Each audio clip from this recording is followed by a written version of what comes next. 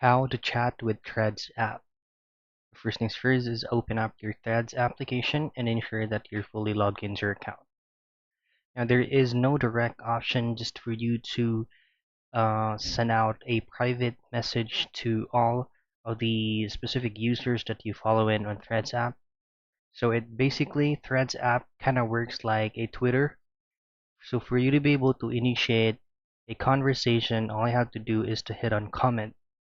So this is the only thing for you to be able to initiate a conversation between you and that specific person you're trying to send a message with. Now, simply to reply to that specific person, all you have to do is to hit on this chat box icon right here, and this is the only thing for you to initiate a chat. So that's basically it. That's how you chat with the Threads application.